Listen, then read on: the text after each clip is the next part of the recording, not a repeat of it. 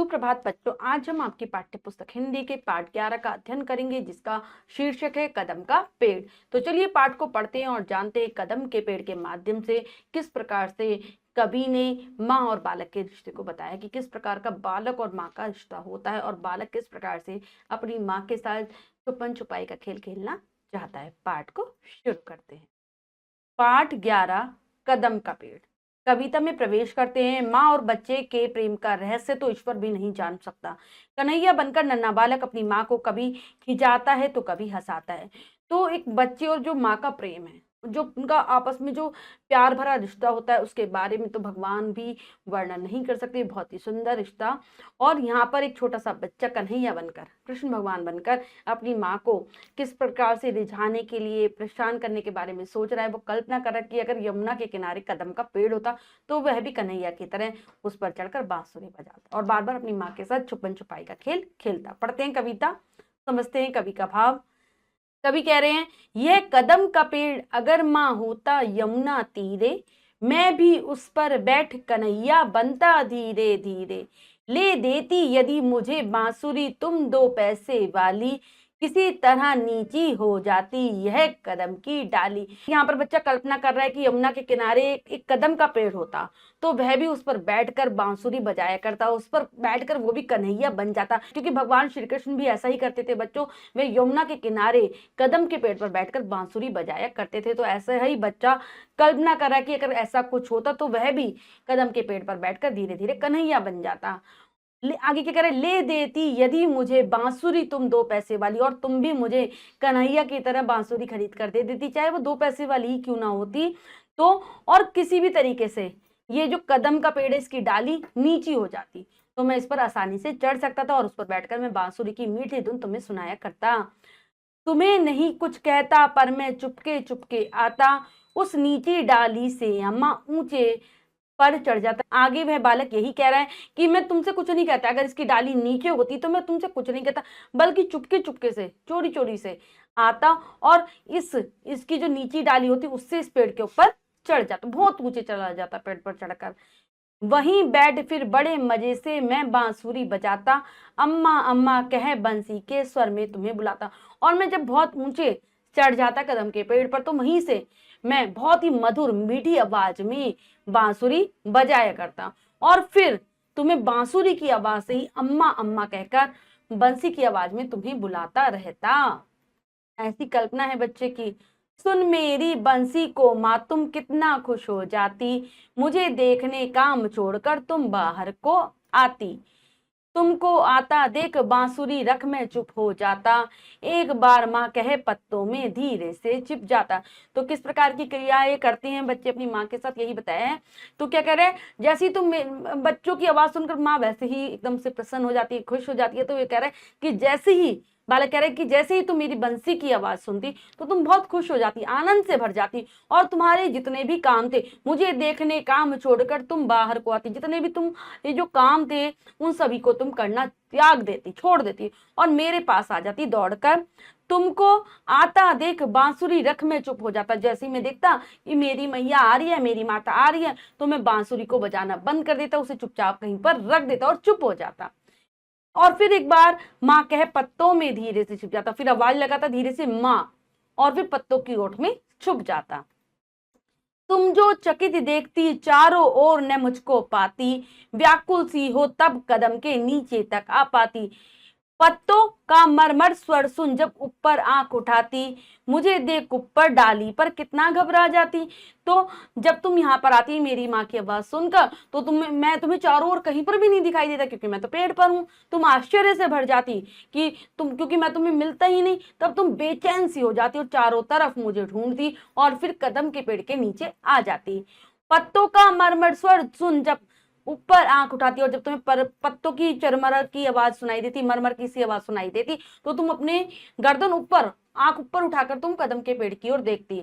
मुझे देख ऊपर डाली पर कितना घबरा जाती। बच्चा क्या कह रहा है, और जैसे ही तुम देखती कि मैं इतनी ऊंची डाली पर ऊपर चढ़ा हुआ हूं तो तुम्हें घबराहट होने लगती, तुम डर जाती कहीं मैं गिर ना जाऊं। गुस्सा होकर मुझे डांटती कह नीचे आजा, पर जब मैं न उतरता हंसकर कहती मुन्ना राजा। नीचे उतरो मेरे भैया तुम्हें मिठाई दूंगी, नए खिलौने माखन मिश्री दूध मलाई दूंगी। तो माँ की यहाँ पर अंदर से माँ चाहे बाहर से कितनी भी कठोर दिखाई दे लेकिन अंदर से बहुत नर्म होती है। वो गुस्से में डांटती बालक को और क्या कहती, नीचे आ जा। बालक कह रहा है जब तुम मुझे नीचे आने के लिए कहती और जब मैं नहीं उतरता, तुम पहले मुझे गुस्से से बुलाती लेकिन जब मैं नहीं उतरता तो तुम मुझे प्यार से हंसकर कहते कि मुन्ने राजा नीचे उतर जा मेरे भैया, मैं तुम्हें मिठाई दूंगी और नए नए खिलौने भी ला कर दूंगी, माखन मिश्री खिलाऊंगी और दूध मलाई भी दूंगी। लालच देती तो मुझे विभिन्न प्रकार के प्रलोभन देती। आगे कह रहे हैं कवि बालक के माध्यम से, मैं हंसकर सबसे ऊपर की डाली पर चढ़ जाता, वहीं कहीं पत्तों में छिपकर फिर बांसुरी बजाता। बहुत बुलाने पर भी माँ जब मैंने उतर कर आता, माँ तब माँ का हृदय तुम्हारा बहुत विकल हो जाता। क्या कहती है, क्या कह रहे हैं बालक कि मैं हंसता, मैं तुम्हारे बुलाने से बार बार भी नहीं आता और ऊपर की डाली पर जाकर चढ़ जाता और फिर वहीं पत्तों में छिपकर बांसुरी बजाने लगता। तुम मुझे अनेक प्रकार के प्रलोभन देकर बार बार बुलाती लेकिन जब मैं बार बार उतर कर नहीं आता, तुम्हारी बात नहीं मानता, तो तुम्हारा जो माँ रूपी जो हृदय है, जो माँ का दिल है, बहुत ही बेचैन हो जाता है। क्योंकि तुम्हें तो डर लग रहा होता ना कहीं मैं गिर ना जाऊं, इसलिए तुम्हारा माँ वाला जो हृदय है वो बहुत बेचैन हो जाता। सभी बच्चों की माओ का यही हाल होता है, वो अपने बच्चों से इतना ही प्रेम करती हैं, जरा सा कुछ बच्ची गलती करते तो उन्हें डर लगने लगता है कि कहीं नहीं चोट ना लग जाए। ऐसे ही आपकी मम्मी भी करती होंगी। तुम आंचल फैलाकर अम्मा वहीं पेड़ के नीचे, ईश्वर से कुछ विनती करती बैठी आंखें मीचे। तुम्हें ध्यान में लगी देख मैं धीरे धीरे आता और तुम्हारे फैले आंचल के नीचे छिप जाता। तो क्या करती है, कह रहे बालक आगे, और जब तुम नीचे बैठ जाती, अपना आंचल फैलाकर कदम के पेड़ के नीचे ही बैठ जाती और भगवान से कुछ प्रार्थना करने लगती, आंख मीच कर मेरे लिए प्रार्थना करती कि मेरे बच्चे को नीचे उतार दो। ऐसे करके जब तुम कुछ भी प्रार्थना कर रही होती तो मैं देखता कि तुमने तो आंखें बंद करी और तुम ध्यान में हो, तो मैं चुपचाप धीरे धीरे से उतर कर आ जाता और फिर तुमने जो अपना आंचल फैला रखा होता है उसके नीचे जाकर मैं छिप जाता। आंचल यानी कि साड़ी का पल्लू जो तुमने फैला रखा होता उसमें मैं छिप जाता। तुम घबरा कर खोलती फिर भी खुश हो जाती, जब अपने मुन्ने राजा को गोदी में ही पाती। इसी तरह कुछ खेल करें हम तुम धीरे धीरे, यह कदम का पेड़ अगर माँ होता यमुना तीरे। कि जैसे ही तुम देखती कि आंचल के नीचे कोई आएगा तुम एकदम से घबरा जाती, लेकिन फिर जैसे ही तुम देखती कि तो मेरा मुन्ना राजा है, तुम प्रसन्न हो जाती, खुश हो जाती कि तुम्हारा मुन्ना राजा तुम्हारी गोदी में आकर बैठ गया है। और इसी प्रकार के हम खेल खेलते दोनों मिलकर, बहुत प्यार से धीरे धीरे हम दोनों इस प्रकार के खेलों को खेला करते अगर ये कदम का पेड़ यमुना के किनारे होता। तो बहुत ही सुंदर रचना सुभद्रा कुमारी चौहान जी की माँ और बच्चे के प्रेम को इन्होंने बहुत ही सुंदर तरीके से बताने का प्रयास किया कि किस प्रकार से बच्चे अपनी माँ के साथ खेल करते हैं। अब हम लेखक परिचय जान लेते हैं। सुभद्रा कुमारी चौहान का जन्म 16 अगस्त 1904 को इलाहाबाद उत्तर प्रदेश में हुआ था। उनकी काव्य रचनाएं भारतीय समाज की समस्याएं, स्वतंत्रता संग्राम और महिला उत्थान पर आधारित थी।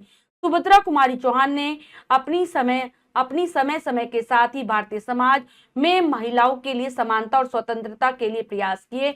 उन्होंने भारत में होने वाले असहयोग आंदोलन में बढ़ चढ़कर हिस्सा लिया था और ब्रिटिश शासन के खिलाफ कड़ा विरोध प्रदर्शन किया। सुभद्रा कुमारी चौहान की मृत्यु 15 फरवरी 1948 को मध्य प्रदेश में हुई थी। राष्ट्रवादी भावनाओं से ओतप्रोत सुभद्रा कुमारी चौहान ने लगभग 88 कविताएं और 46 कहानियां लिखी। उनकी कविताएं मुकुल और त्रिधारा में संग्रहित हैं। तो ये है हमारी कवयित्री सुभद्रा कुमारी चौहान जी और हमने उनका परिचय भी जाना। अब हम पाठ के शब्दार्थ कर लेते हैं बच्चों। पहला है तीरे। तीरे मतलब किनारे। व्याकुल, दुखी, विकल, बेचैन, मर मर का स्वर, पत्तों की आवाज। मुन्ना राजा प्यारा बेटा। बच्चों हमने पाठ को बहुत अच्छे से समझकर पढ़ा और शब्दार्थों को आप बहुत अच्छे से याद कर लेंगे। अब हम कर लेते हैं अभ्यास कार्य। पहला प्रश्न, लिखित प्रश्न में से सही उत्तर वाले गोले को रंगे। प्रश्न में 3 विकल्प हैं, 2 गलत है, 1 सही है। हमें सही विकल्प को चुनना है बच्चों, सही का निशान लगा देना है। करते हैं। बालक माँ कहकर कहाँ छिप जाता था? घर में, पत्तों में, आंचल में तो पत्तों में। बालक किसकी तरह पेड़ पर बैठना चाहता है? कन्हैया। राम कदम तो कन्हैया की तरह, कृष्ण भगवान की तरह।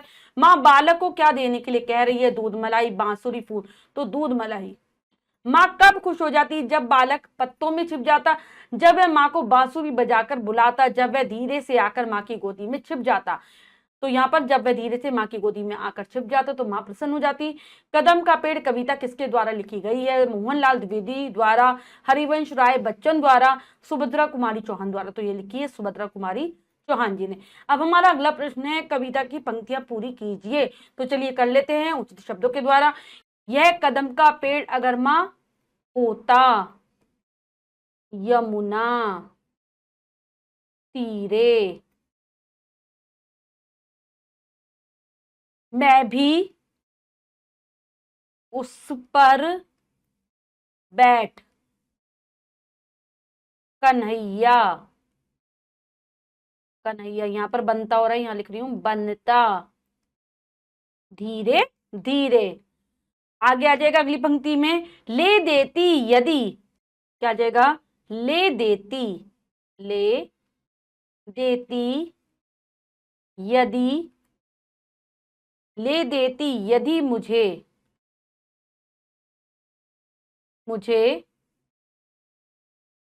बांसुरी तुम 2 पैसे वाली किसी तरह नीची हो जाती, हो जाती, यह कदम, कदम्ब की डाली। लिखेंगे, तुम जो चकित देखती, तुम जो चकित देखती चारों, चारों ओर ने मुझको पाती, फिर आ जाएगा व्याकुल सी हो, व्याकुल सी हो, व्याकुल सी हो तब, तब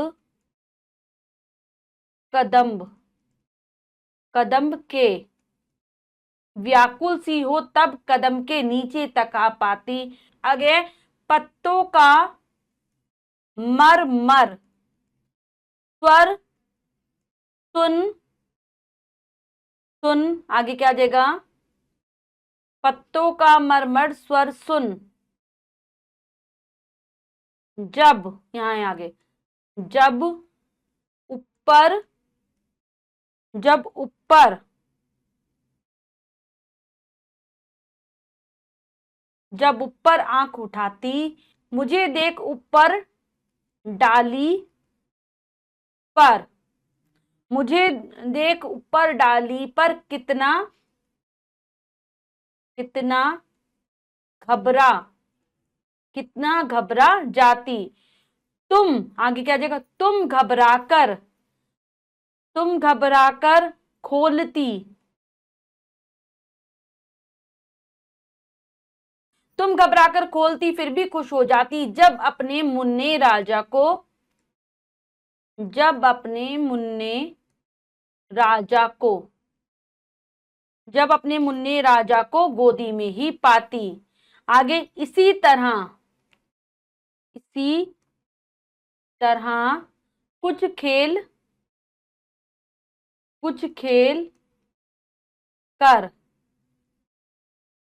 खेल करें, इसी तरह कुछ खेल करें हम तुम धीरे धीरे, कदम का पेड़ अगर माँ होता यमुना तीरे। तो बच्चों हमने ये पंक्तियां पूर्ण कर ली, एक बार फिर से पढ़ लेते हैं। यह कदम का पेड़ अगर माँ होता यमुना तीरे तीरे, मैं भी उस पर बैठकर कन्हैया बनता धीरे धीरे, ले देती यदि मुझे बांसुरी तुम 2 पैसे वाली, किसी तरह नीची हो जाती यह कदम की डाली। तुम जो चकित देखती चारों ओर ने मुझको पाती, व्याकुल सी हो तब कदम के नीचे तक आ पाती। पत्तों का मरमर स्वर सुन, जब ऊपर आंख उठाती, मुझे देखकर ऊपर डाली पर कितना खुश, कितना घबरा जाती। तुम घबराकर खोलती फिर भी खुश हो जाती, जब अपने मुन्ने राजा को गोदी में ही पाती। इसी तरह कुछ खेल करें हम तुम धीरे धीरे, कदम का पेड़ अगर माँ होता यमुना तीरे। अगला प्रश्न है, कविता की उन पंक्तियों को ढूंढकर लिखे जिनमें नीचे दिया गया भाव आया हो। तो बच्चों इस प्रश्न का उत्तर आप स्वयं देने का प्रयास करेंगे, कार्य अपनी अभ्यास पुस्तिका में कर लेंगे। इसके बाद अगला है वाक्य पढ़कर सही या गलत का निशान लगाइए। तो चलिए करते हैं। बालक नीम के पेड़ पर चढ़ना चाहता था, गलत। कदम के पेड़ पर, बालक के नीचे न उतरने पर मां खुश हो जाती थी, गलत। बालक मां के आंचल के नीचे छिप जाता, बिल्कुल सही। बालक को मां मुन्ना राजा कहती है, बिल्कुल सही। बालक को गोदी में पाकर मां खुश हो जाती है, बिल्कुल सही। तो बच्चों हमने पाठ को बहुत अच्छे से समझकर पढ़ा, कविता का भाव भी समझा। आशा करती हूँ ये पाठ आप बहुत अच्छे से समझ गए होंगे। अभ्यास कार्य हमने कर लिया, इसके अतिरिक्त जो भी कार्य वो आप स्वयं करने का प्रयास करेंगे। बच्चों आज हमने कविता के माध्यम से जाना कि बालक और माँ किस प्रकार के खेल खेला करते हैं, और माँ और बालक का प्रेम इस कविता के माध्यम से कवित्री ने दिखाने का प्रयास किया है। आशा करती हूँ यह पाठ आप बहुत अच्छे से समझ गए होंगे। पाठ को फिर से जरूर पढ़ेंगे। मिलते हैं अगली कक्षा में नए पाठ के साथ। तब तक स्वस्थ रहिए, प्रसन्न रहिए। धन्यवाद।